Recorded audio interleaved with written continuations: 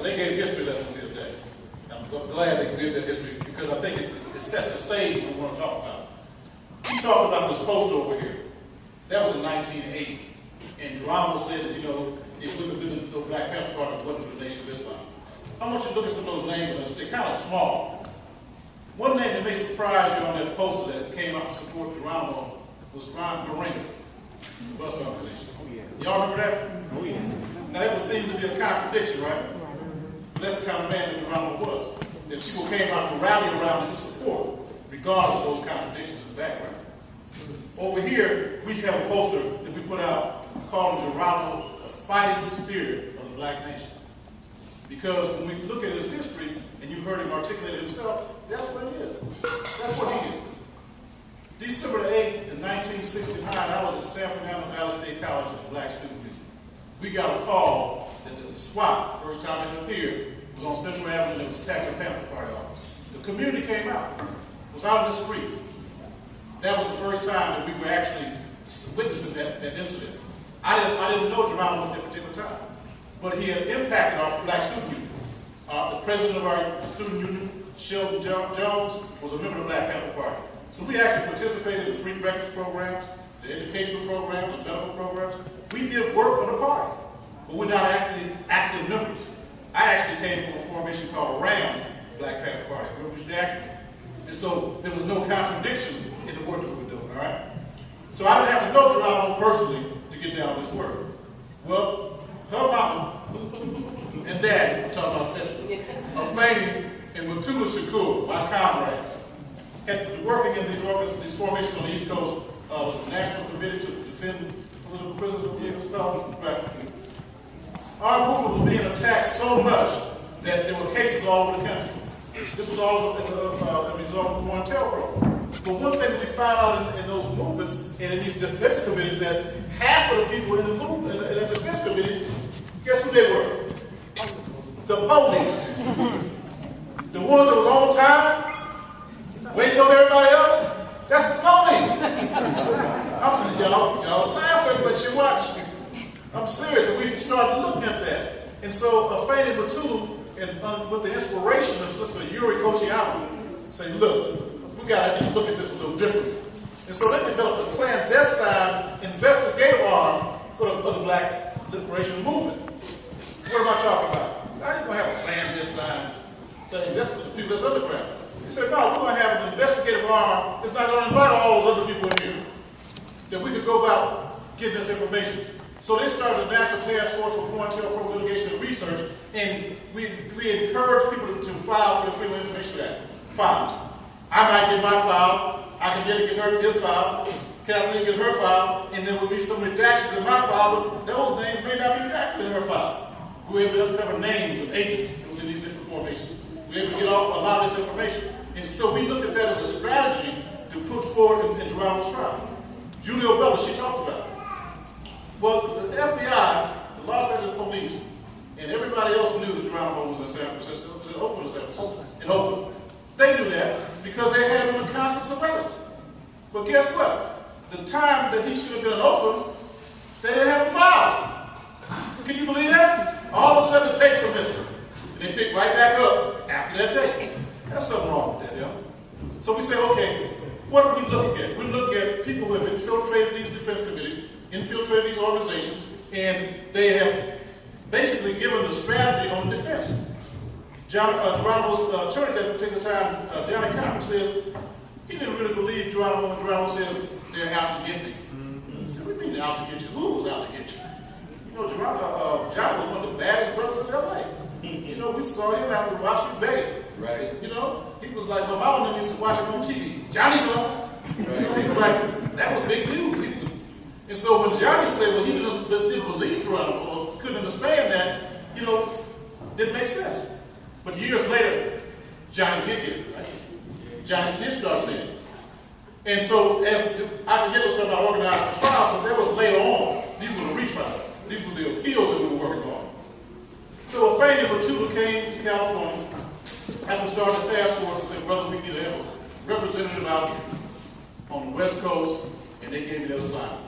We was working on the Silas Shakur's case, soon out of the public, RNA 11. We had a lot of assignment that we were given. We actually identified some agents, interviewed some agents, got affidavits. You remember, was it Dog Clark Perry? Got an affidavit about how he infiltrated, how he tried to set Geronimo up for a prison escape. All this information came out because we decided we were going to do the investigation on our own. So my first introduction to Geronimo is inside San Quentin. Going there as a paralegal or legal investigator for Stuart Hamlin and Lou Byers. I don't think Sean was even born. But going back and forth, I met Sean. Eventually, Roger came along. Because see, they started giving G conjugal visits, after he got married. So that was one thing going in the state prison. Some of y'all have been in the feds, you don't get no conjugals. California, they get conjugals. I don't know how he got around to doing it, but then he had it happen. And so he was able to develop a family. And through that process, I went there dealing with him politically, but got to know him as a person. Got to know his family. I actually stayed at their home, and we began to exchange ideas. I found a man from Louisiana, which is right across the river from me in Mississippi, and we had a whole lot in common. We sat and we talked about everything. Politics, the movement, philosophy, history. This brother, you hear him talk, he has a brilliant mind. He talks about anything. And so, not only was we talking about how to deal with his case, but it's like, how do you interact with people? Some of the lessons I saw there was how he dealt with other prisoners. If you ever go on to visit Geronimo, he will introduce you to everybody in the room. Everybody in the visiting room. By the time you leave, you're going to know him. And he's going to have to send him some money or something. Do something for him to get back outside. Because he didn't want anything for himself. He was selfless. And that's the way it was. He was straightforward. He would tell you, I'll never bite my tongue. He would check you in a minute with love. He knocked out with love. I've seen him check people physically and verbally. And then embrace them. And say, you had that coming. But that was G. Y'all know my line, right? That's him. So what we started seeing was that this brother was more than just this icon. He represented what we call the prisoner of war. If you would say, what do you mean prisoner of war? He wasn't captured in Vietnam. Well, why was he a prisoner of war? Because he said that he represented a formation that was at war with an occupying army or occupying military. We call it soldier cops at that particular time.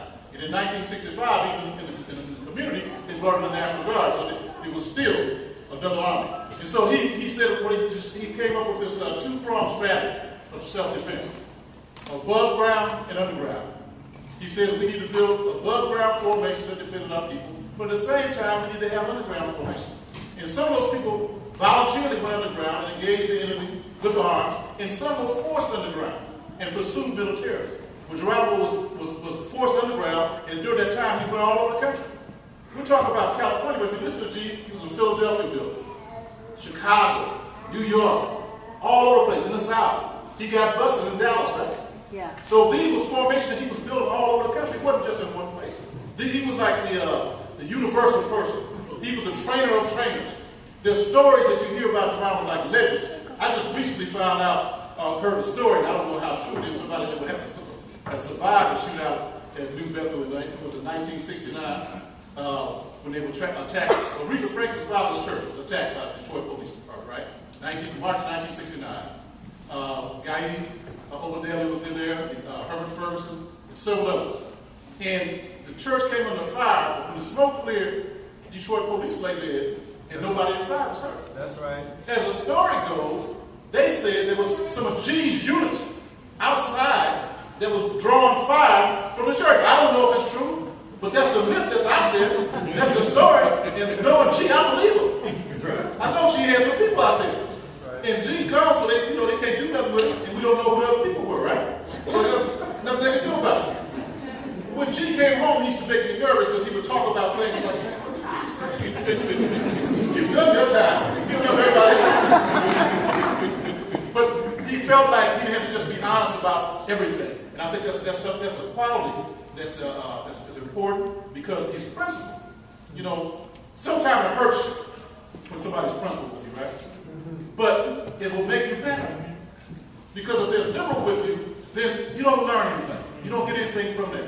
When G would always check you, he would say, brother, You know, I don't need no security. I told her, I said, I know, brother. They told me to watch you, man. They told me. Let's get up, let's go out here. So we get up and train every day. Go run. Go do something. She said, I need some space. I said, got your space. I've been single cell for 27 years. I don't need nobody around me. So, but that was the kind of person was, so we give him space. Try to set up speaker engagements for him. I ain't no speaker. I said the same thing. You see me around. But he said, when we would have this discussion, he said, well, sometimes soldiers have to play many different roles. So sometimes you have to speak. And so that's why I'm up here following my brother telling me to speak today. And Shona, you know what I'm talking about, right? I'm getting to you. Because Shona told me she wasn't going to speak today. So I'm going to call out in front of everybody. That way we're going to make a bit up here. We're looking at this brother Jajada, and we have to see that one of the things about it that he was just a simple person. And that's how he would characterize himself. Just a simple, what do you call it, country boy. Hunting coons, catfish, and rabbits or something like that, right? Now I can relate to that. Some of y'all can relate to that too, can't you? Maybe? No? I know there's some vegans up in here. But those of us out in Mississippi, Louisiana, we got coons, caught catfish, and all other stuff, didn't we? But it kept it close to the land, and that was why G, when he talks about freeing the land, and when he talks about a nation, because he grew up like that. He grew up in an environment that was loving, that he could see the family influence there. And so let's look at the lessons we can get from this brother. One is that his practice. Whatever he said, that's what he would do. If he said something, watch his practice. We'll see the younger generation also follow him. One of the things I saw in prison is that there was no disconnect between the older prisoners and the younger prisoners when it came to Geronimo. He had respect for every generation. They all looked up to him. And so I think that, we can look at those qualities. I'm going to close this now because I think that one of the things we're going to try to talk about is that the movement to free G was not only a movement to free Geronimo, but was a movement to talk about educating our people about the reality of political prisons and prisons of war. That's right. And Geronimo said himself, he says, I am free now. But I don't feel free until we can go back and get those other ones that are in prison. He talked about actually having COINTELPRO hearings. And tomorrow we're going to talk about Dr. Mutulu Shakur's Truth and Reconciliation, which is very similar, talking about putting people on trial for these crimes, and also acknowledging that there was a war, acknowledging that we have these soldiers, acknowledging that there are people incarcerated, not because they have committed a crime, but because they dared to struggle. And that was Geronimo. Geronimo hit the ground running. He came out of prison, and he had 2 cell phones. He had computers. Now, he'd been down now. There was people on the street. Am I right? Yes. People on the street. He started telling me about it. You ain't got that Skype? Man, I got free internet. You get free calls. I didn't know you could do all that. But that was the kind of person he was. The technology just jumped right on. And he went and said, okay, I'll see you in Ghana. So my wife and I, we went to Ghana. Got landed, called around. Hey, yeah, brother. I'm in Tanzania, man. Like, I thought you was in Ghana. He said, yeah, I left there. Well, come on over to Tanzania. Where? I went to Morgan City and called him there. But every time I turned around, I didn't know where he was because he kept moving. He kept moving, but every place he went, he was organizing. He was building. He was doing things. Started the Coogee Foundation. I think Joe Juice is going to talk about that a little later today. The Coogee Foundation, and they had Camp Coogee in Morgan City. They did cassava plant processing in Ghana, brought water to Tanzania. All these kind of things was Geronimo did up until the time of his transition. That's right. Up until the time of his transition. And he died as a young man at 63 years old. So I thank y'all for allowing me to ramble and use Geronimo's excuse. I'm not a speaker. I'm about that same background he comes out of. And so I appreciate you allowing me to ramble for a while.